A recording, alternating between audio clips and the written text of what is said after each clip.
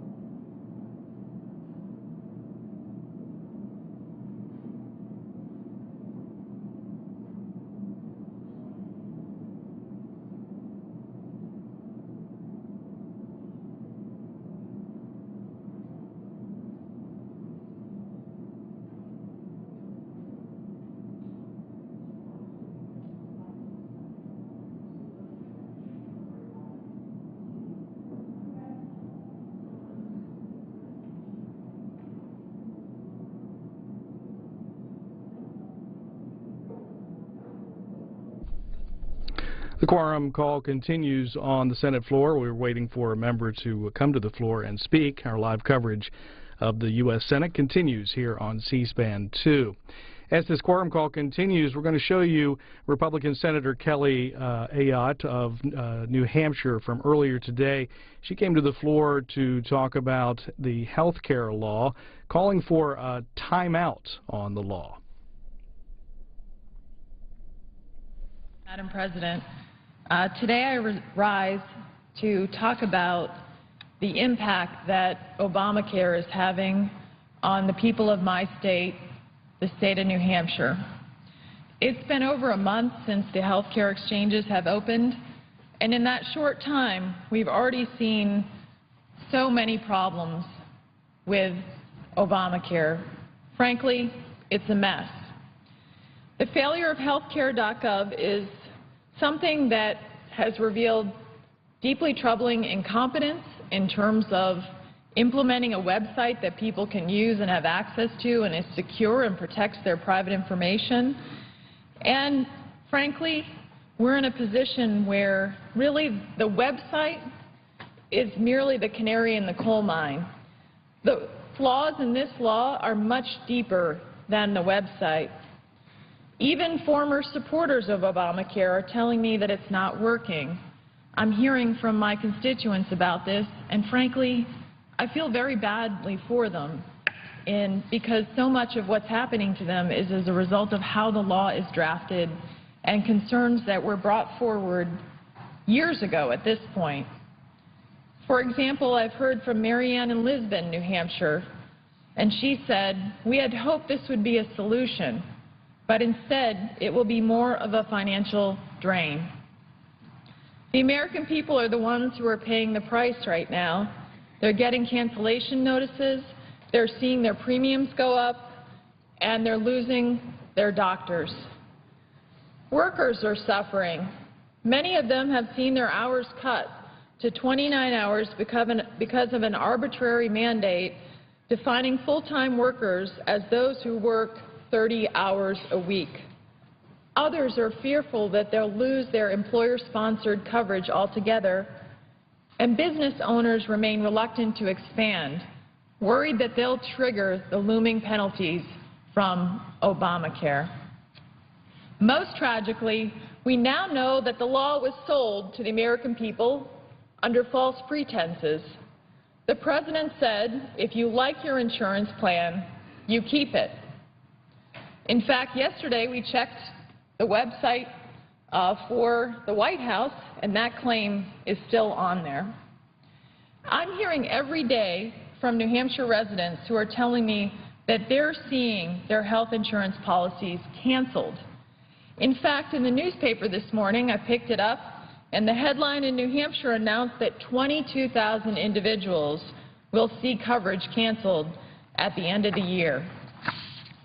Here's what Granite Staters have been writing me and saying to me, and I want to share their concerns with the entire country, because I know this isn't just happening to people in New Hampshire, but these are the real people who are being affected by Obamacare.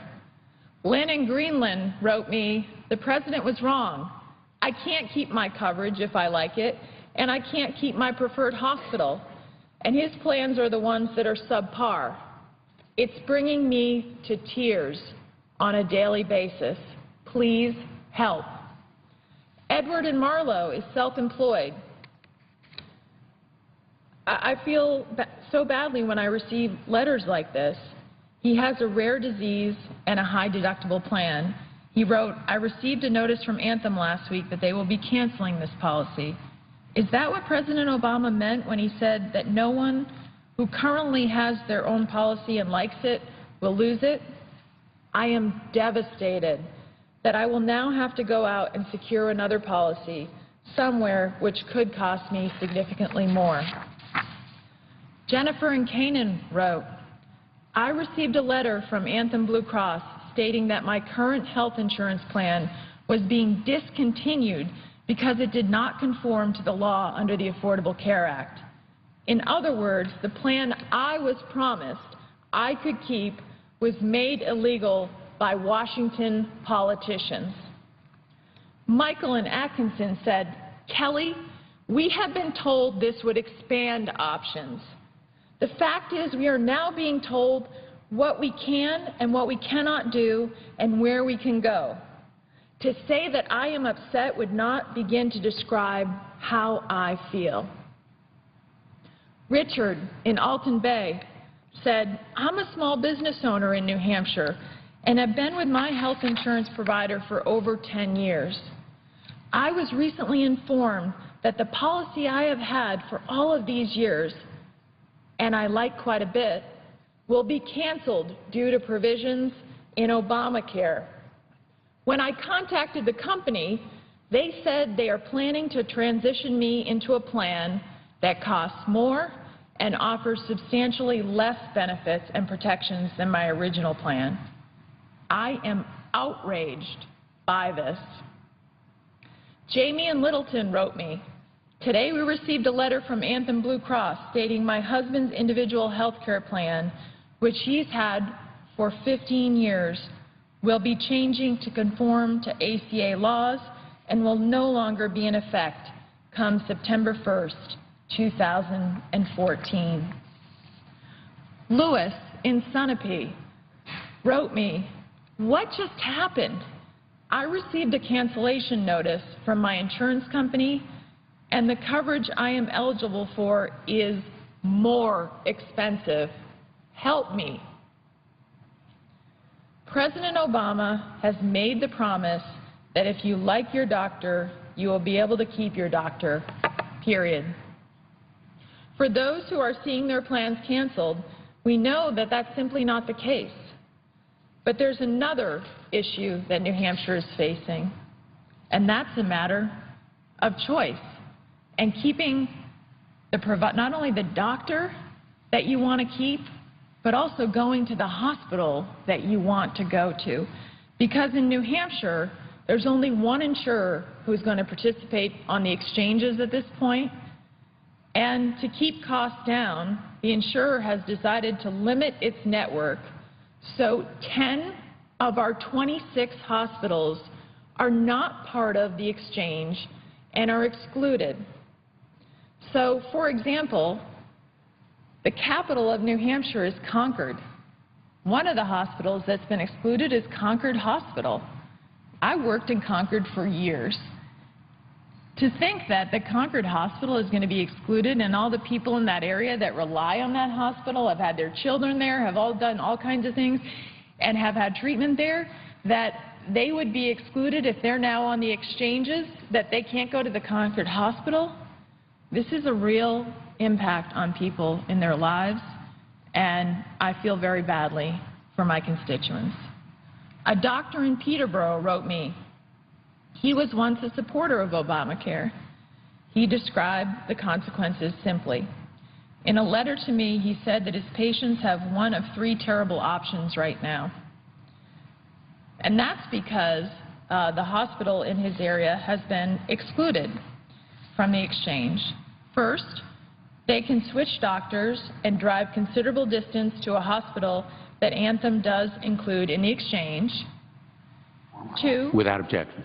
Thank you, Mr. President. This past Monday, I visited a senior center in Youngstown, Ohio, and met with seniors and others talking about what they hear is threats to Social Security. They hear some of the wise people in this town, if you will, some of the people on television and the political pundits and the economists and the newspaper editorial boards say that we need to restructure entitlements or reform entitlements, and that scares them because they don't get very specific.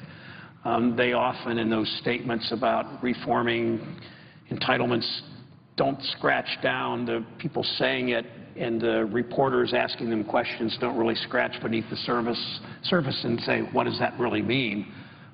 It usually means cutting Social Security benefits, but more on that in a second. I spoke with a woman named Gloria, a 70-year-old widow, currently living in subsidized housing. She's lived on Social Security since her husband's death. Her benefits barely cover the costs of housing and groceries, not to mention health care.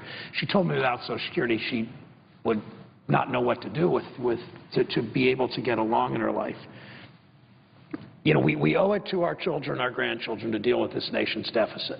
That means everything from eliminating farm subsidies, the direct payments that we're doing in the Farm Bill. Senator Thune and I wrote the language to do that. It means closing the carried interest loophole for Wall Street hedge fund managers and eliminating tax breaks for oil companies and stopping the idiotic, if for want of a better term, practice of encouraging, enticing through the tax code companies actually to invest overseas, so that if you shut down a plant in Steubenville or Toledo and move it to Wuhan or Xi'an, China, you actually can get tax breaks to do that.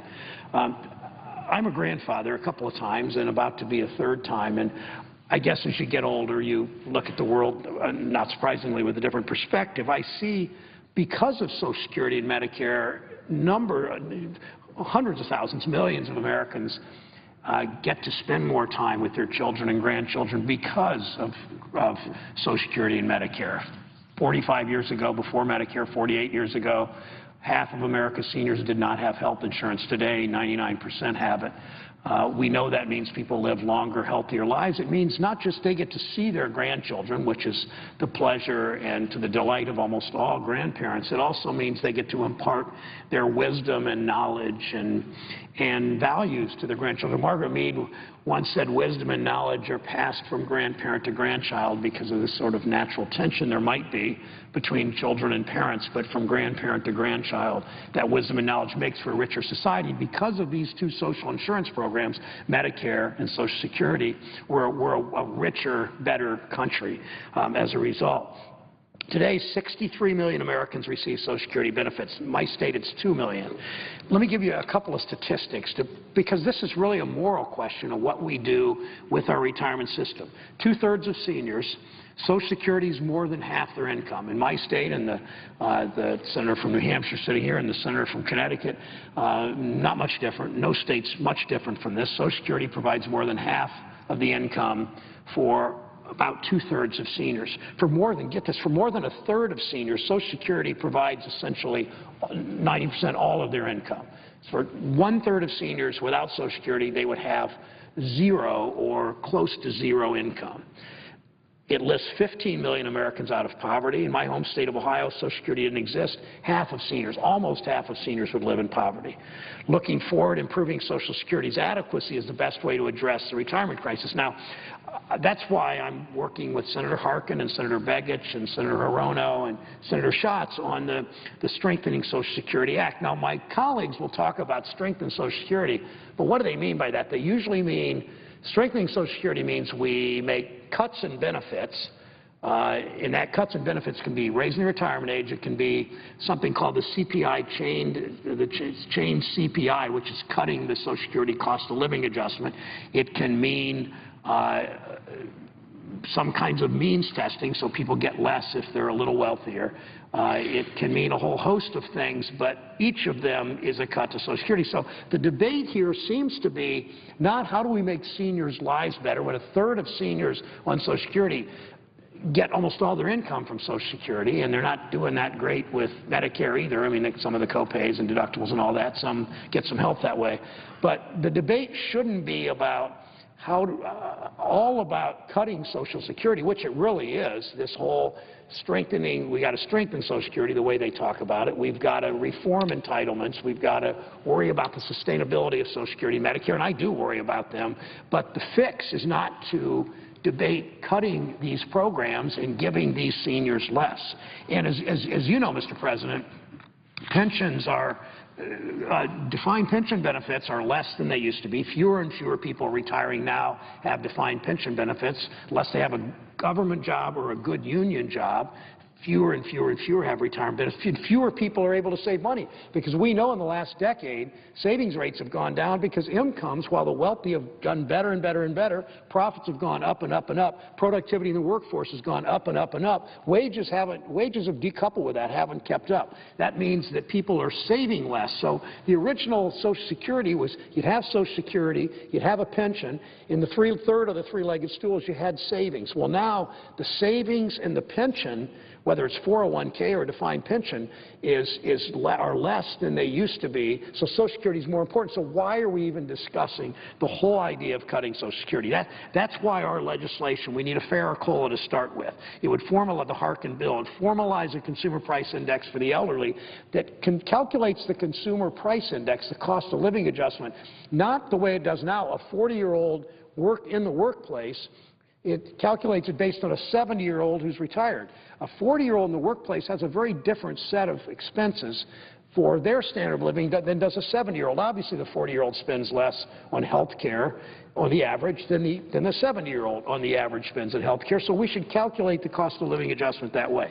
That's not what so many people in this country and so many people in this body want to do. And, Mr. President, there's just something about a bunch of members of Congress who have good salaries, who have good taxpayer-financed health care, making decisions to cut Social Security and cut Medicare. So I'll close with this because I know Senator Shaheen was scheduled to speak, and I won't take much longer.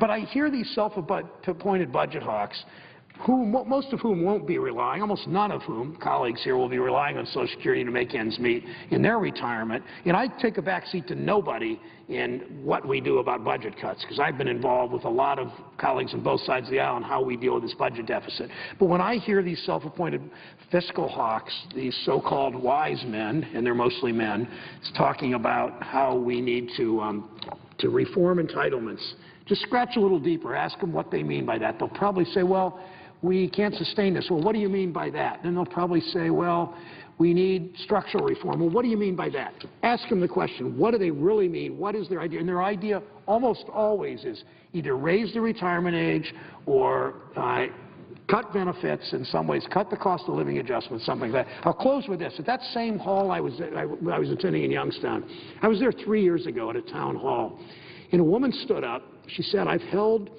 have 2 jobs, both $9, $10 an hour jobs. I've worked all my life this hard. And she said, you know what, I'm 63 years old.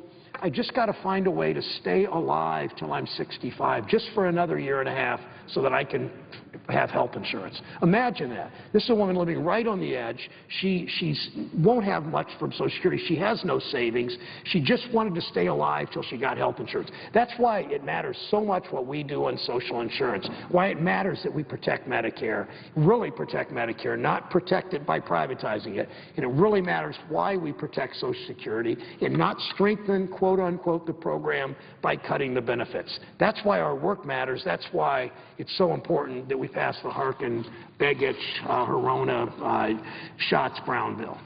President, I yield the floor to Senator. Mr. President. The Senator from New Hampshire. Mr. President, I ask consent that the period for morning business be until 7 p.m. for debate only. Thank you. Mr. President, almost 50 years ago, Congress passed the Civil Rights Act. This landmark legislation prohibited discrimination on the basis of race, ethnicity, religion, and gender in employment, housing, and public accommodations. Many of us in the Senate remember the passage of that legislation, and many of us unfortunately saw firsthand the painful examples of legally sanctioned discrimination that existed before the Civil Rights Act. I grew up in a state where I went to segregated schools. I can remember the separate drinking fountains and going to the movie theater where if you were an African American you had to sit in the balcony. These practices were wrong, and they ended because of the Civil Rights Act. Well, this week, the Senate has the opportunity to extend our national quest for equal opportunity for all by passing the Employment Non-Discrimination Act. This legislation simply prohibits employment discrimination on the basis of sexual orientation and gender identity. I'm proud to be a co-sponsor of the Employment Non-Discrimination Act, and I give great credit to Jeff Merkley for sponsoring this legislation and for pushing for it. I was proud as governor of New Hampshire 16 years ago to sign legislation making New Hampshire only the 10th state in the country to include sexual orientation in its anti-discrimination laws. That state legislation went further than the bill before the Senate this week. It not only covered employment, but it covered housing and public accommodations as well. At the time, both the New Hampshire Senate and House were controlled by Republicans, and yet the bill passed both bodies with large bipartisan majorities. Because it was not seen then as a partisan issue, including sexual orientation in New Hampshire's anti-discrimination laws was just one more step forward in New Hampshire's long history of promoting civil rights. No one in America should be hired or fired because of their sexual orientation or gender identity. Now, I realize, as we all do, that no law can erase prejudice. Prejudice will continue to exist after the Employment Non-Discrimination Act becomes law, but that's not the issue. The issue is whether it's acceptable as a matter of law in the United States to hire or fire someone because of sexual orientation or gender identity. When we declared our independence from Great Britain back in 1776, our founders stated, "We hold these truths to be self-evident, that all men are created equal." Of course, I would add women to that. But equality under the law is part of our national creed. We have an opportunity this week to take another step forward in advancing equal opportunity for all. Let's pass the Employment Non-Discrimination Act with a very strong bipartisan majority. I hope we will do that. I hope we will do it this week. Thank you very much, Mr. President. I yield the floor.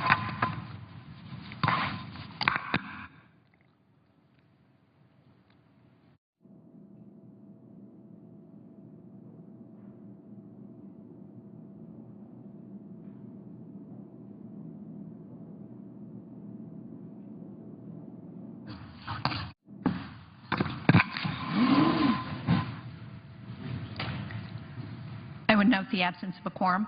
Clerk will call the roll. Mr. Alexander.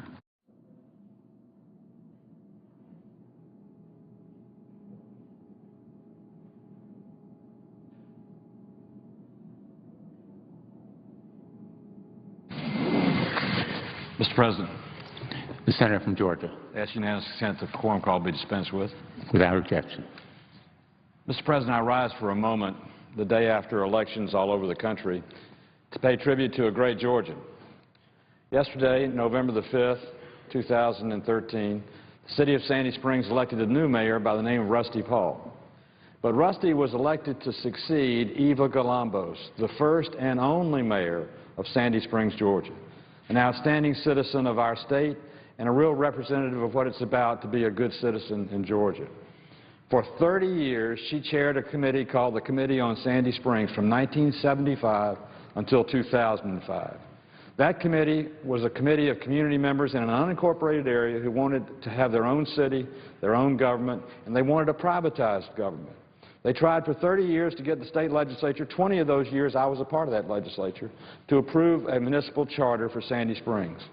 Finally, in 2004, the legislature did, and in 2005, it was ratified by the voters of Sandy Springs and the voters of the city of Atlanta. And Sandy Springs became a city. Because Eva had chaired the committee to make it a city for 30 years, she was selected as its first mayor and served in that capacity for 8 outstanding years. A city that was a typical urban sprawl, suburban sprawl city. She turned into one of the prettiest places in Georgia, beautified the streets, put in streetscapes, easements for beautification, Today, we have a beautiful linear park on the most major road that goes through Sandy Springs called Johnson Ferry in Abernathy. A linear park where people are able to enjoy park and have a buffer from a highway, yet improve traffic flowing through that community. That was just one of many things she did in innovative ways to make it a better community. Eva's a great citizen. She has a wonderful husband, 3 great children, 6 great-grandchildren, but her 7th grandchild is the city of Sandy Springs. She birthed it, she led it, she grew it, and at the end of this year, she will leave it as its mayor, but she will always be there as its leading citizen. So I rise today on the floor of the Senate to pay tribute to Eva Galambos for doing the American dream, having a dream, for 30 years working to achieve it, at the end of those 30 years then leading it to become what she always hoped it could be, a great city, the city of Sandy Springs, Georgia. And I yield back the balance of my time.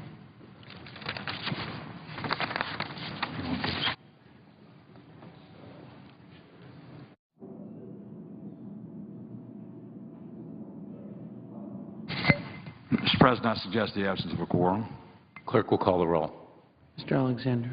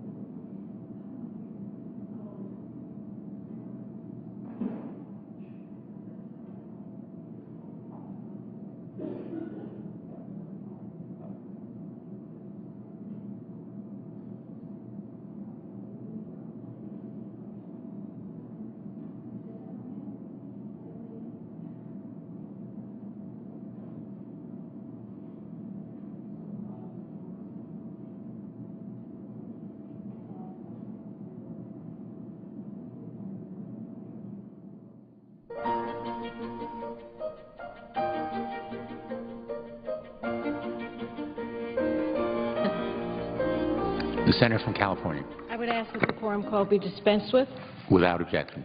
Mr. President, I would ask unanimous consent that I be recognized for up to 8 minutes, followed by Senator Baldwin. Without objection.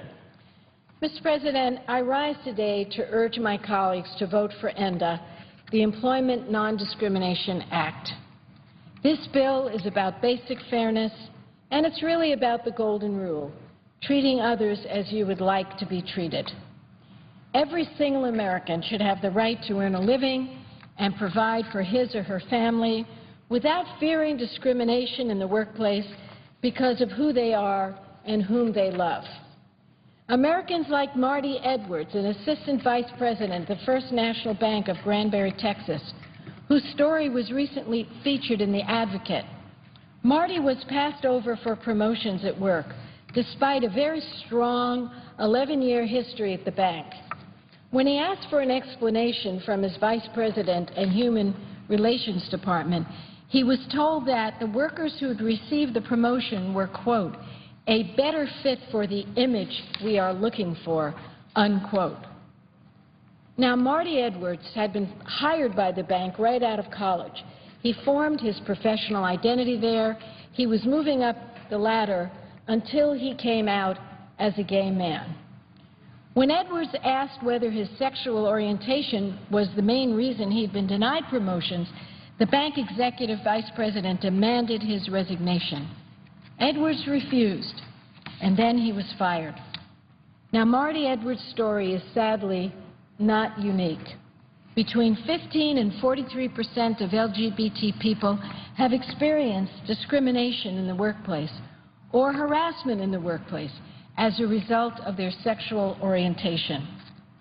26% of transgender people report having been fired from their job because of their gender identity, and 90% report experiencing harassment, mistreatment, or discrimination. Mr. President, our fellow citizens need ENDA. I was here when ENDA was voted on so many years ago, when it was a Ted Kennedy bill, and we didn't make it then, but I think we're going to make it now. Because Americans know that ENDA is the right thing to do. As a matter of fact, 80% of Americans assume there already is a law prohibiting discrimination against this community. But more than half of Americans still live in states where it's perfectly legal to fire a lesbian, gay, bisexual, or transgender American just because of their sexual orientation or gender identity. So that's why we need this bill. There are many states where there's no protections, and this bill would make sure the protections are nationwide. 70% of the American public supports ENDA. According to the Washington Post, public support ranges from a high of 81% in Massachusetts to a low of 63% in Mississippi. So it's clear that this support cuts across party affiliation and generational gaps.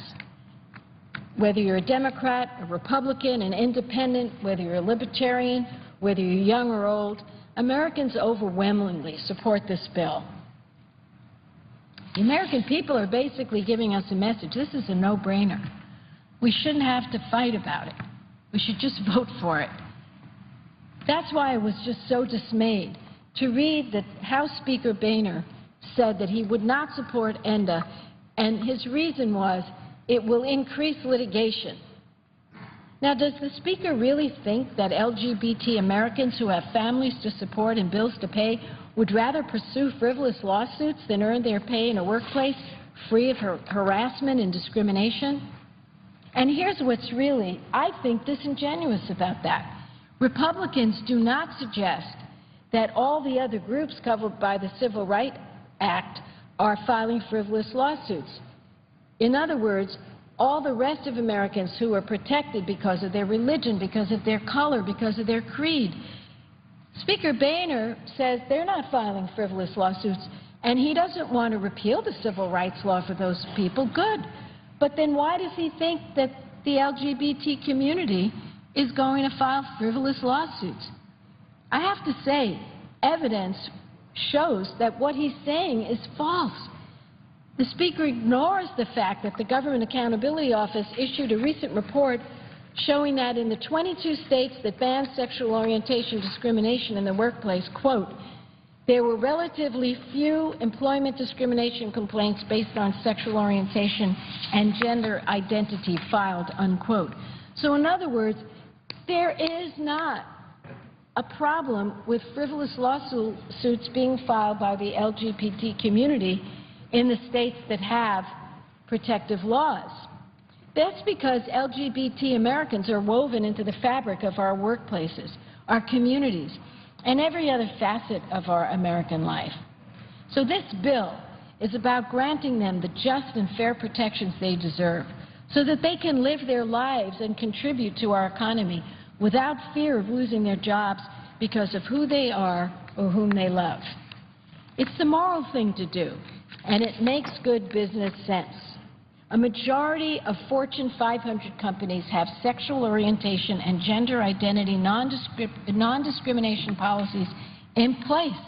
And recent polling shows us that a majority of small businesses do too. So I have to say, in the states where we have these laws, people are happy with it. People are so happy with it that they think the whole country already passed a law. And so how could the Speaker get up and now say he's opposed to it, and it's because that they'll be filing a frivolous lawsuit? It's a made-up straw man, if I might say. The state of California and many of our cities enforce these policies well, and the economy benefits. As Apple CEO Tim Cook wrote in the Wall Street Journal, quote, "Those who have suffered discrimination have paid the greatest price for this lack of legal protection. But ultimately, we all pay the price. If our coworkers can't be themselves in the workplace, they certainly cannot be their best selves. When that happens, we undermine people's potential. We deny ourselves and our society the full benefits of those individual talents." And I want to thank Tim Cook, the CEO of Apple, for those progressive thoughts. Employers know that they will be the most competitive when they hire and retain the best people. And folks will apply for and strive to keep their jobs if they know that a company only considers their qualifications for the job and the results of their hard work. Nothing more, nothing less. And I believe my colleagues will do the right thing and pass this bill. I want to say to my colleague Jeff Merkley, he's not on the floor right now, he has really pushed hard for this vote. And I want to thank Senator Harry Reid, our leader. There are many other bills that compete for attention, and I think it was very important, because what could be more important than protecting our people, protecting our sons and daughters, protecting all God's children? And that's what ENDA does. So I think we're going to see a very good vote on this bill tomorrow, but really, it ought to pass by 80, 90, 100 votes, because it's a very simple idea. Everyone should be treated fairly.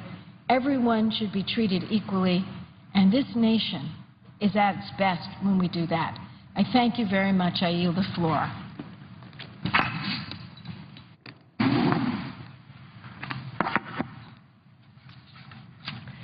Mr. President. The Senator from Wisconsin. Thank you, Mr. President. And I would ask a unanimous consent that following my remarks, that the Senator from Rhode Island, Mr. Whitehouse, be recognized. Without objection. Mr. President, I've come to the floor again to talk about the Employment Non-Discrimination Act, known as ENDA. This is a bipartisan effort to advance uniquely American values: freedom, fairness, and opportunity.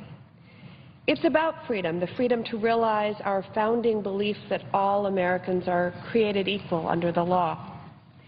It's about fairness, about whether lesbian, gay, bisexual, and transgender Americans deserve to be treated just like their family, their friends, their neighbors, their fellow workers.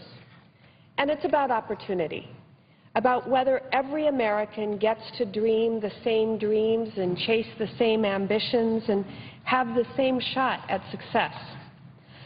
On Monday this week, 61 senators, including 7 Republicans, voted to support opportunity and fairness. And today we agreed to a Republican amendment that would strengthen the bill. Bipartisan support for the Employment Non-Discrimination Act is growing as we head towards a vote on passage tomorrow.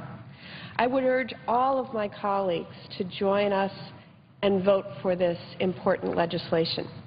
Now, I've seen firsthand the progress that we have made in recognizing that fairness and opportunity are not partisan issues. They are core American values. When I served in the House of Representatives, I worked with Congressman Barney Frank on the Employment Non-Discrimination Act. We had many conversations with members with varying political, personal, and religious beliefs. At times, it was a difficult debate, and there were many disagreements. However, the tone of the debate here on the Senate floor has been remarkably dignified and cordial. This has been true throughout the Senate debate. In fact, I was pleasantly surprised as a member of the Help Committee that the committee markup of this bill took only a little over 5 minutes. I had been prepared to be in our markup for hours. This dignified tone of today's debate in committee and here on the floor reflects the progress that our nation has made in recognition of fairness and equality. My home state of Wisconsin was the first state in the nation to add sexual orientation to its anti-discrimination statutes. At the time, back in 1982, only 41 municipalities and 8 counties in the entire United States offered limited protections against discrimination based on sexual orientation. Wisconsin's efforts to pass the nation's first sexual orientation anti-discrimination law were supported by a broad spectrum of supporters and advocates. It was a bipartisan coalition, including members of the clergy, various religious denominations, medical groups, professional groups. The measure was signed into law in Wisconsin by a Republican governor, Lee Sherman Dreyfus, who based his decision to support the measure on the success of municipal ordinances providing similar protections against discrimination. Since Wisconsin passed its statute back in 1982, 20 states and the District of Columbia, representing nearly 45% of the population of the United States of America, have passed similar anti-discrimination measures.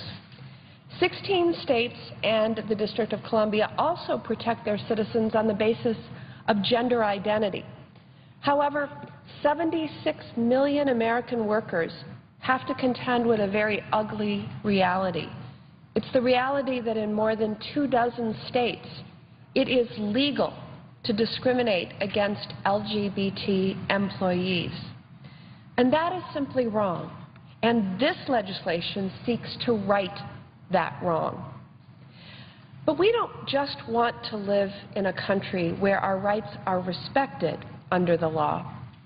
We want to live in a country where we are respected for who we are, where we enjoy freedom and opportunity because that's who we are as Americans. The change in law that we work for this week and today can add up to incredible progress in our lifetimes.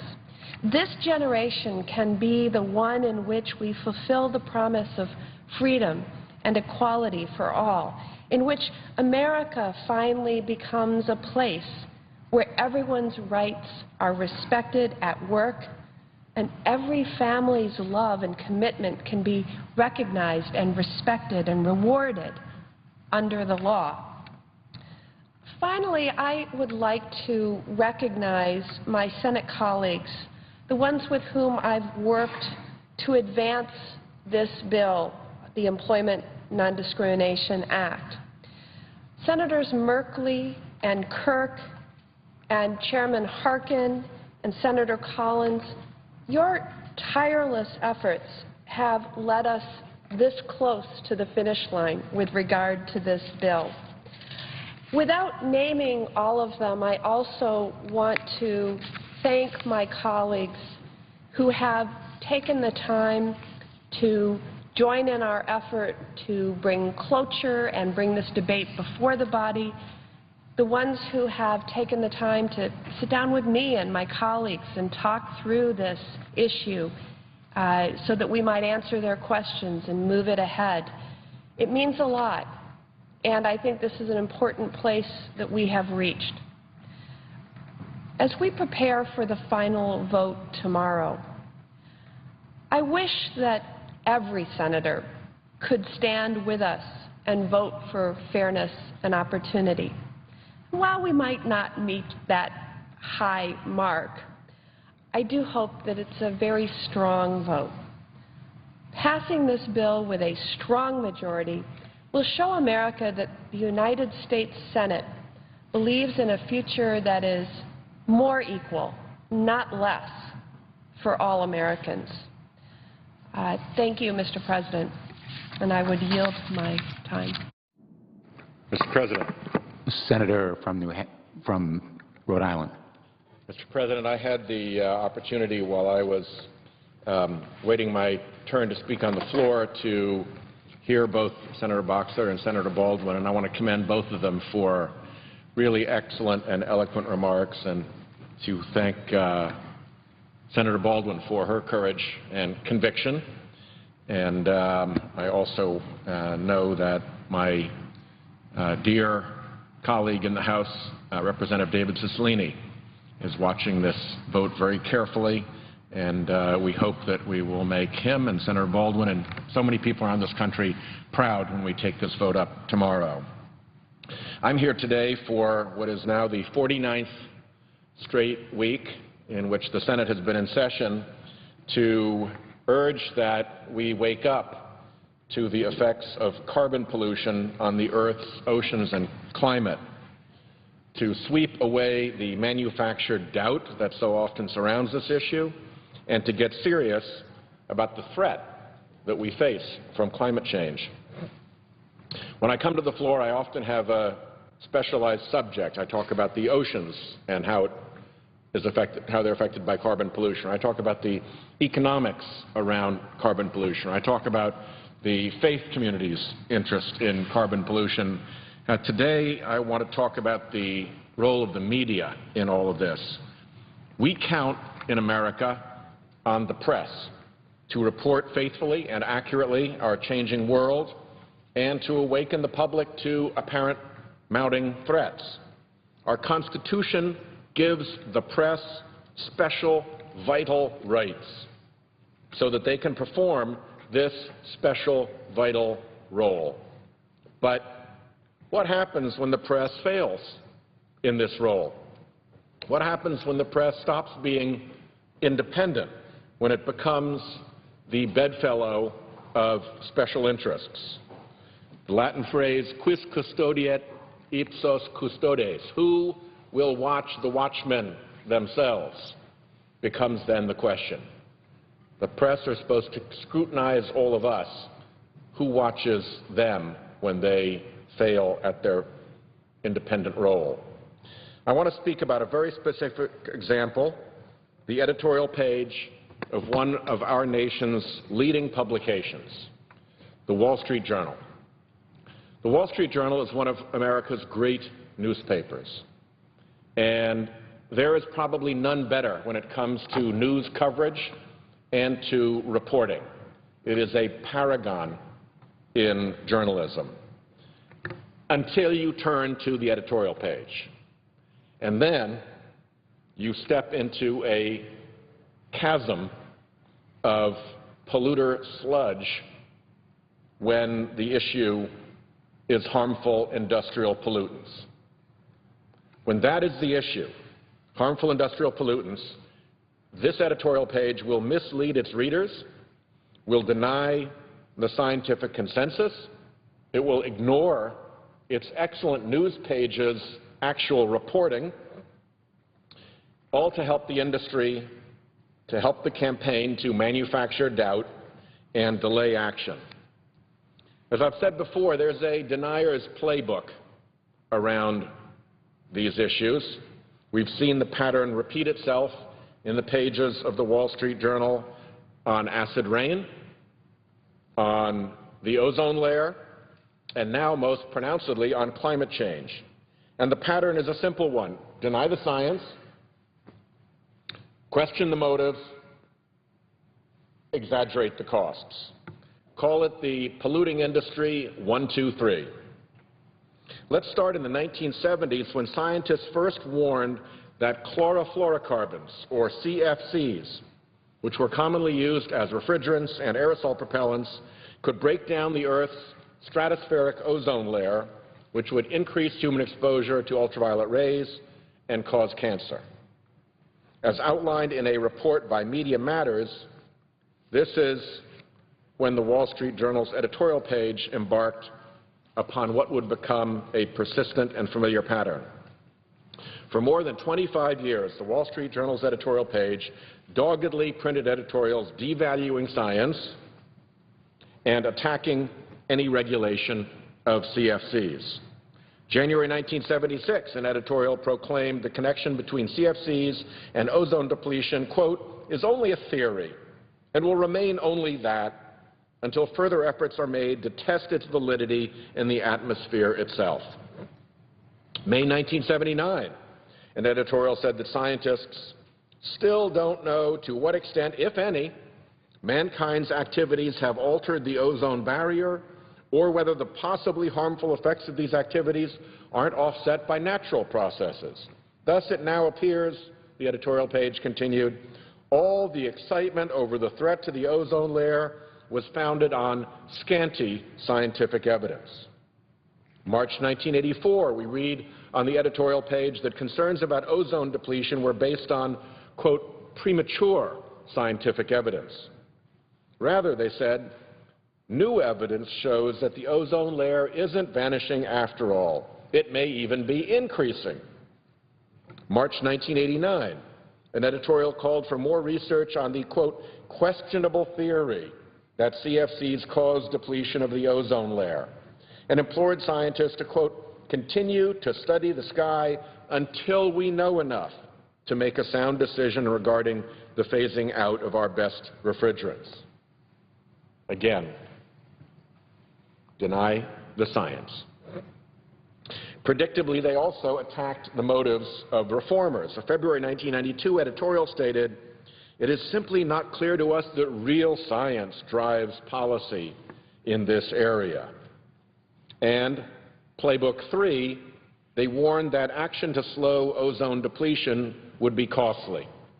A March 1984 editorial claimed that banning CFCs would, quote, cost the economy some $1.52 billion in foregone profits and product charge expenses, as well as over 8,000 jobs.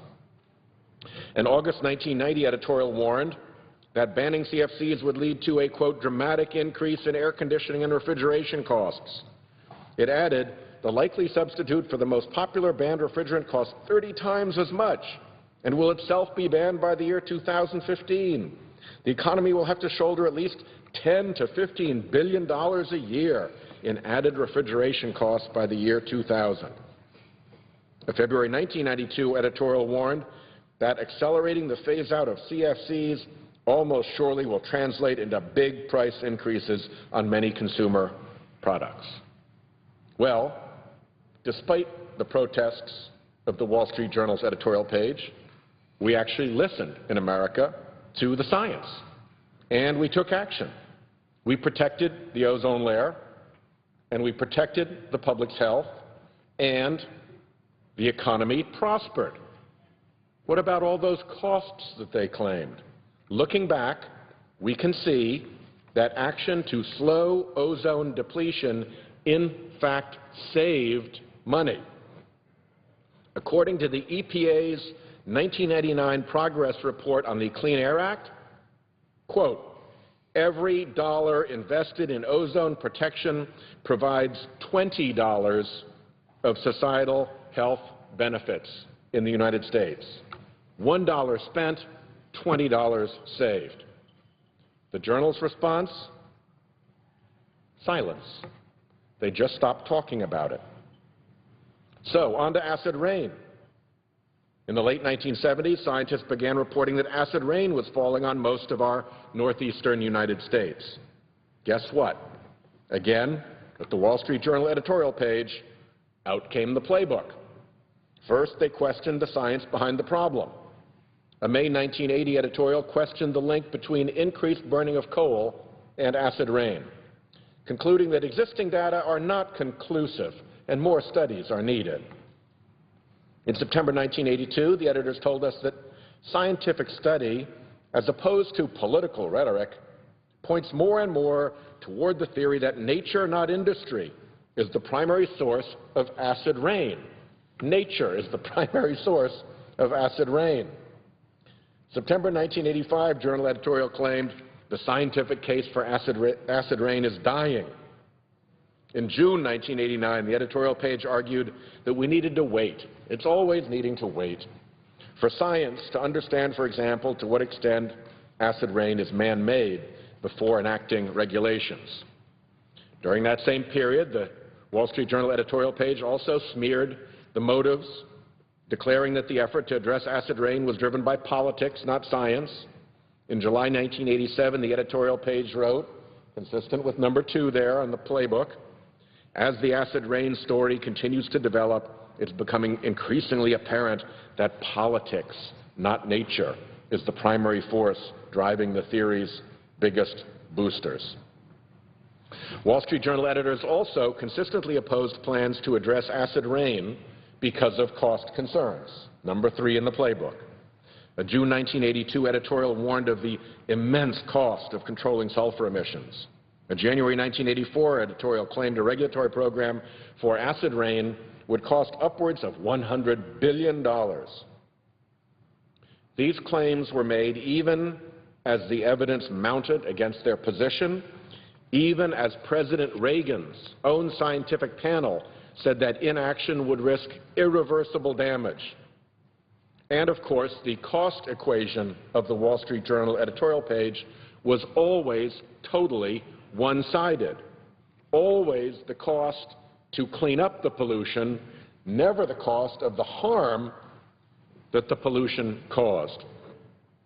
That's the industry playbook, faithfully spouted through the editorial page of the Wall Street Journal. 1, deny the science. 2, question the motives. And 3, exaggerate the costs. But we made undeniable progress against acid rain, despite the efforts of the editorial page. And guess what? The Journal editorial page suddenly reversed its tune. A July 2001 editorial called the cap-and-trade program for sulfur dioxide fabulously successful. Fabulously successful. Noting that the program, quote, saves about $700 million annually compared with the cost of traditional regulation and has been reducing emissions by 4 million tons annually. On this occasion, when its effort had failed, the Journal changed its tune. But up till then, it was still the industry playbook. Deny the science, question the motives, exaggerate the costs. And now, with carbon pollution running us to 400 parts per million for the first time in human history, the Journal is using the same old polluter playbook against climate change. The Journal has persistently published editorials against taking action to prevent man-made climate change. As usual, they question the science. In June 1993, the editors wrote that there is, quote, growing evidence that global warming just isn't happening. In September 1999, the page reported that, quote, serious scientists called global warming, quote, one of the greatest hoaxes of all time. In June 2005, the page asserted that the link between fossil fuels and global warming had, quote, become even more doubtful. This is June 2005. And the Wall Street Journal editorial page is questioning whether there is a link between fossil fuels and global warming. A December 2011 editorial said that the global warming debate requires, quote, more definitive evidence. As usual, back to the industry playbook, the motives of the scientists were smeared. A December 2009 editorial claimed that leading climate scientists were suspect because they, quote, have been on the receiving end of climate change-related funding. So all of them must believe in the reality and catastrophic imminence of global warming just as a priest must believe in the existence of God. And, as usual, we heard that tackling climate change, tackling carbon pollution would cost us a lot of money. In August 2009, the editorial page warned, quote, that a high CO2 tax would reduce world GDP a staggering 12.9% in 2100, the equivalent of $40 trillion a year. And just last month, October 2013, the editorial board of the Wall Street Journal warned that in the face of climate change, interventions make the world poorer, than it would otherwise be. That same October 2013 editorial actually completed the full polluter playbook trifecta by also decrying the, quote, political actors seeking to gain economic control, and by questioning the science, saying global surface temperatures have remained essentially flat. They covered them all in just the one editorial. If only the editorial page writers at the Wall Street Journal would turn the page to the actual news their own paper reports on climate change. A March 2013 article reported, and I'll quote, "New research suggests average global temperatures were higher in the past decade than over most of the previous 11,300 years, a finding that offers a long-term context for assessing modern-day climate change." A piece from the Wall Street Journal News in August 2013 revealed, and I'll quote again, "Average global temperatures in 2012 were roughly in line with those of the past decade or so, but the year still ranked among the 10 warmest on record as melting Arctic ice and warming oceans continued to boost sea levels." Which takes me to a particular fact about what carbon pollution is doing, and that is that our oceans are taking the brunt of the harm from carbon pollution. And it's time to stop looking the other way. But the Wall Street Journal editorial page doesn't often address the effects of carbon pollution on oceans, perhaps because the changes taking place in our oceans are not a matter where the complexity of computer modeling leaves room for phony doubt to be insinuated. The ocean's recent changes from our carbon pollution aren't projections. They aren't models. They are measurements, simple, unyielding measurements. We measure sea level rise with a ruler. It's not complicated. We measure ocean temperature with a thermometer. We measure ocean acidification on the pH scale. So they don't talk about that much at the Wall Street Journal editorial pages. There's no room for phony doubt, so they look elsewhere. Well, we have the right to expect independent and honest media to teach the American public about the threats facing our oceans and our environment. What a difference good reporting can make. Exemplary and compelling storytelling can and does influence our national conversation and inspire change. Reporters fail when they give false equivalency to arguments on each side of the political spectrum, even though they're not really equivalent. Editors fail when they look at the science, look at the measurements, look at the real threats posed to our world, and then fail to tell us the unvarnished truth. The story of climate change needs to be told. Our oceans need a voice. It seems the big polluters already have one. I yield the floor.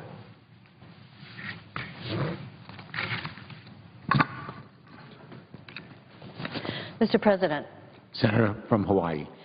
Mr. President, I rise today to discuss the impact of sequestration on our national security and the economy. As a nation, our military